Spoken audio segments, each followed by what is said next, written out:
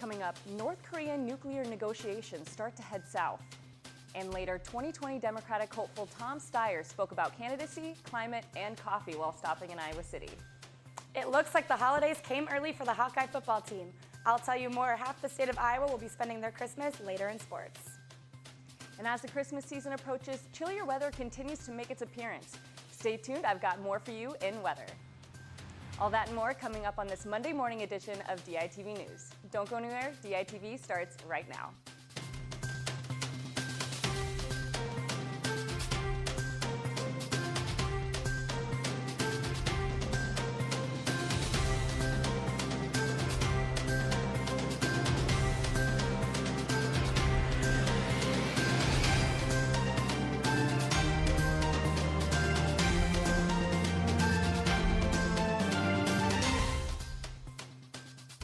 Good morning and thank you for tuning in. I'm Abby Napolis.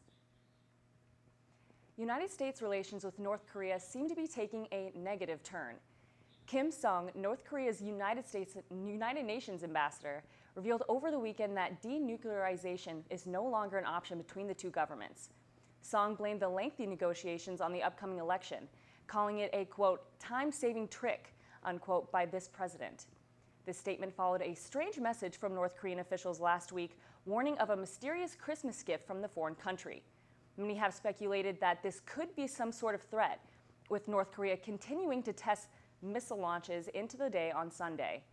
President Trump took to Twitter to give a response, warning of consequences if the country breaks the denuclearization agreement between him and Kim Jong-un. These recent statements have raised plenty of questions, including concerns from other members of the United Nations. Well, we've had a pretty warm couple weeks for the, Iowa in December. So let's get into weather and we'll see how the rest is going to come out.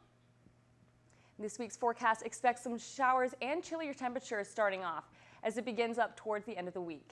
This morning we're seeing major precipitation, cloudy skies, and winds at about 21 miles an hour.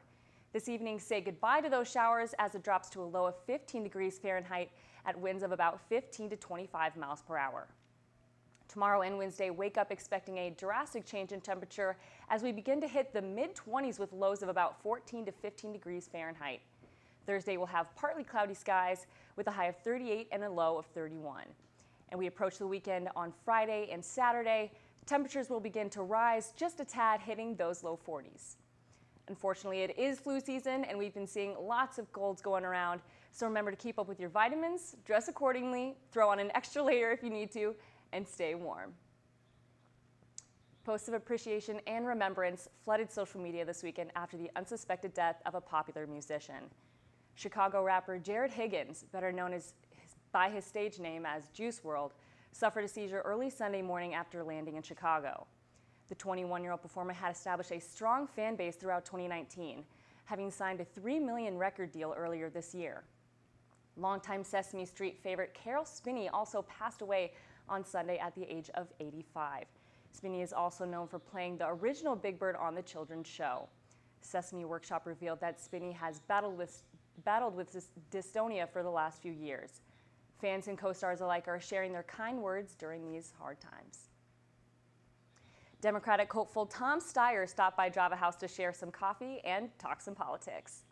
The billionaire candidate gathered with a small group of supporters at the Iowa City Cafe on Sunday morning, offering a casual environment to connect with Iowans on the issue. Steyer emphasized the importance of tackling climate change, one of the first issues he plans on addressing if he ends up in the White House. Steyer also supported the idea of publicly funded election system. This would give every candidate a fixed amount of money for their campaign, keeping things competitive. Steyer's billionaire background has also allowed him to pay for most of his campaign out of pocket, something that a publicly funded election would restrict. Steyer is one of the 6 Democratic candidates that have qualified to take the stage for the December 19th debate. Well, Kim has more news for us in the sports studio. Yesterday, it was announced that Iowa will face USC in the Holiday Bowl in San Diego on December 27th. I've got football reporter Lucy Rodine standing live in the newsroom with more. Lucy, what can you tell us about Iowa's matchup with USC? Well, this was really a great bowl selection for Iowa. Iowa hasn't been to the Holiday Bowl in 28 years, and they're going to face a powerhouse opponent in USC. USC is a Pac-12 school. They're number 22 in the polls, and they have an amazing air raid offense that's really going to challenge that young, inexperienced Iowa secondary. So I'm really interested to see what Phil Parker does to prepare that secondary for this high-powered offense that they're going to see.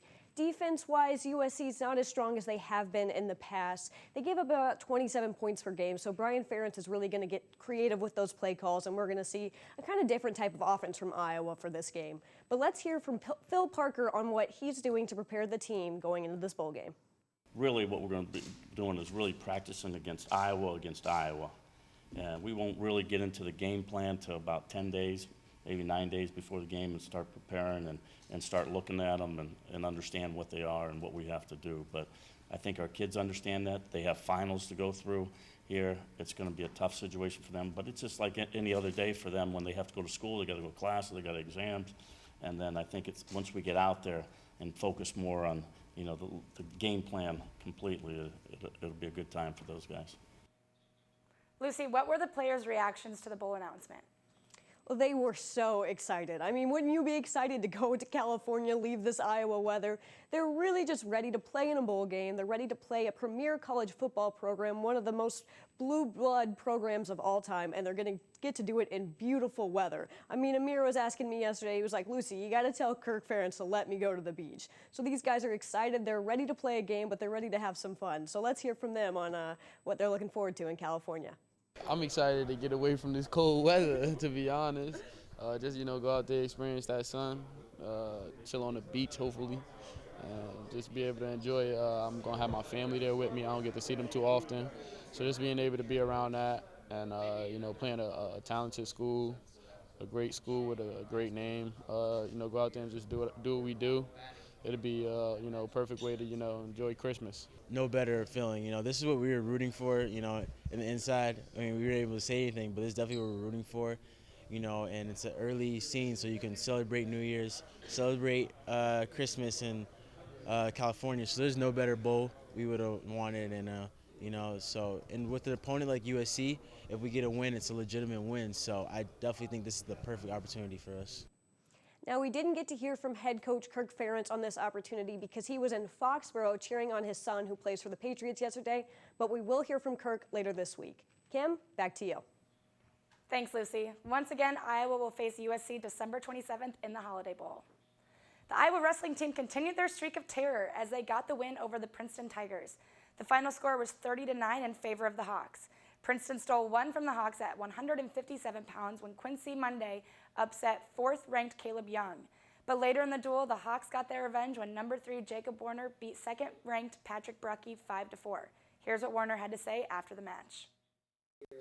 Just excitement. I knew as the match went on, I felt stronger and stronger. First period wasn't my best period. Second period was a little bit better, and third period was a lot better. So just being able to keep building period by period, second by second, minute by minute, and I got that takedown, and I was a dog on the bone. I got to the leg one time. I need to get there more, but when I got to that leg, I wasn't letting go. Tried to get a quick finish, didn't work. Stayed on it, got that leg up in the air, got it freaking high, kicked him out, covered the hips hard. Make sure to tune in on Wednesday for a wrestling update from our sports director, Kate Overton. Shuffling over to the basketball court, the Iowa men's basketball team opened up Big Ten play this past weekend. While the Hawks lost to Michigan 103-91, Luka Garza poured home 44 points to put him in the 1,000-point club. His 44 points were also the most by an Iowa big man and the third most in school history.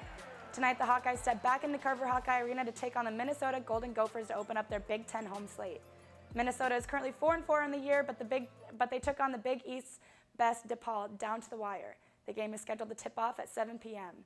For more on tonight's game against Minnesota, check back in tomorrow as we'll have an in-depth look at the result. Abby, back to you at the desk.